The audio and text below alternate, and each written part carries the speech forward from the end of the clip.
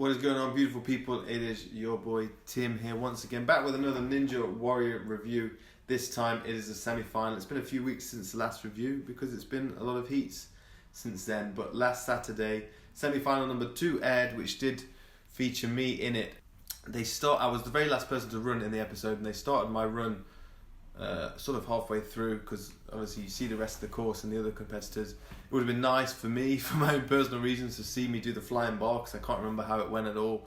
And the balance obstacle, I always like watching myself do that, because that's such a fast obstacle in the moment, and it really tests your poise and grace and how calm you are in the moment. When you watch it back, you're like, whoa, I wasn't calm sometimes. And then other times you're like, right, I was really light on my feet through that. So it's a really nice one to be able to see yourself do. But anyway, we'll get to it. So this is my semi-final run. I'm going to play the video here and cut it over the screen here. So it starts with me on the wind chimes, and at the very end of the wind chimes, this is a really quite complex and burn-out obstacle. Obviously it's just a lot of hugging, but you can burn out your forearms and biceps from hugging too much and not using your legs enough, so you want to use your legs a lot on that. Up the wall quite easy, and then I took a nice deep nose breath into the belly just to get the oxygen deep into the depths of my body. Spud with Kamara, and I was pretty tired at this point because I had the flying bar before that and then them, but you got to keep going. You had 3 minutes to get to that buzzer point. I made it in just under 2 minutes, and then here you can see at 2 minutes I'm on this obstacle. Now in season 2 I got caught up. It was 2 separate rings and I couldn't make it, and I tried to swing and I fell off completely. And as you can see in this one, I got caught up again. Maybe went a little bit too early there, Ben. That's the one. Oh, couldn't get it up. Oh, no! Come on. Is he going too high now? He can't go for it. He's too far away. No, don't do it, Tim. Come here, can't watch. I make it to the platform after about 5 or 6, well, about 3 attempts at trying to get over, and then realizing I wasn't going to make it. I then decided to swing, and as I stated previous, my training for this was a lot of hanging training. So my grip strength was there. I did all the mindful warrior type training. So you're hanging for periods of time and you're doing sort of swings with your body, and you're doing different motions using your obliques, abs, hip flexors, all sorts of different motions. But no, there's no pull-ups. If you've done the mindful warrior course, you'll know that there's no pull-ups in that. So all my training for this, as I got notified a few weeks before that I was going to be in it, and I wanted to try something different. Now, in hindsight, retrospect, you want to mix in that training with some explosive calisthenics, but it's just not what I felt like doing. And it got me through. So there's different ways of training. Some people can be really strong and muscle it through, and they'll have all the stamina to lift that bar over. Me, I was burnt out from the wind chimes, and I realised at that point, you know, each time I missed, I was like, I'm getting more tired on the explosive pull-up, and my timing was off. It's only going to get worse. I looked at the swing, and on the episode before semi-final Heat 1, Sebastian Foucan actually tried to do the exact same thing, and he didn't quite make it, unfortunately. But he still qualified for the final because it was the fastest 15 to complete, but I think only 8 or 9 completed, and so the furthest fastest makes it through as well. So congrats to Seb for making the final. But I've still not made the final yet.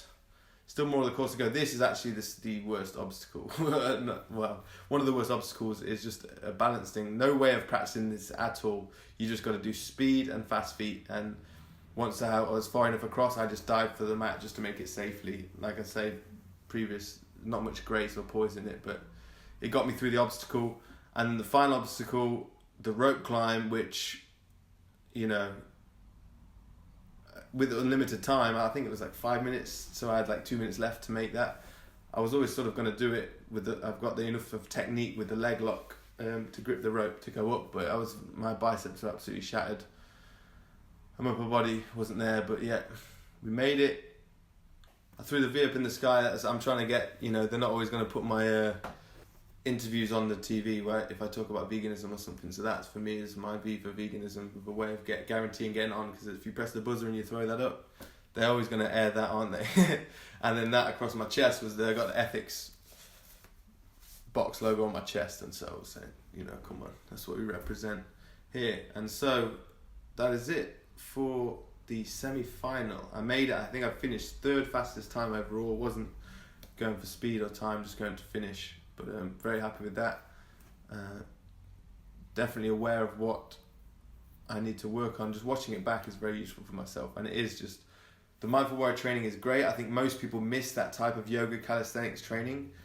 I just need to find the right balance with some more calisthenic, explosive, just banging out some chin-up sets in the park, a pyramid set of chin-ups, or a ladder set starting at 10 chin-ups down to 1, and just do that 2-3 times a week just to add that into my other training. But there's only so much time in the day, and there's only so much each year, each season we're enthused to do, and it got me through. And so if you wanted to try Mindful Warrior, mindful-warrior.com, and if you use the code all caps lock ninja, you get 25% off, and you can train the way I trained to get to that.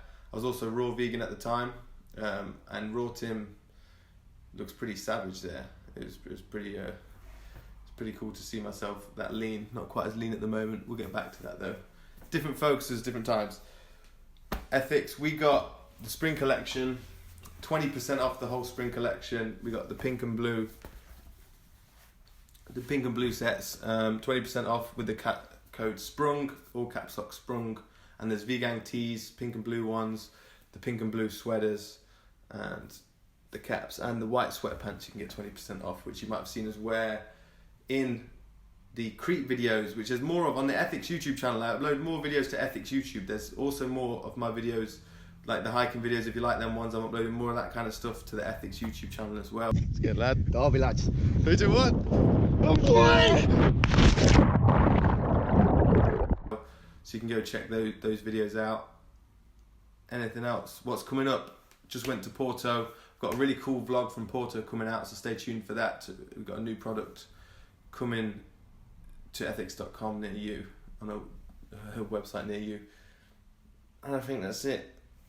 It is Wednesday in May, and I've done some rock climbing, and I'm going to go to some yoga, and then I'm going to go to a barbecue with Benj, and then next week I am off to Germany for some more Ninja Warrior antics. So stay tuned to the channel. I love you all. Thank you for watching. Peace.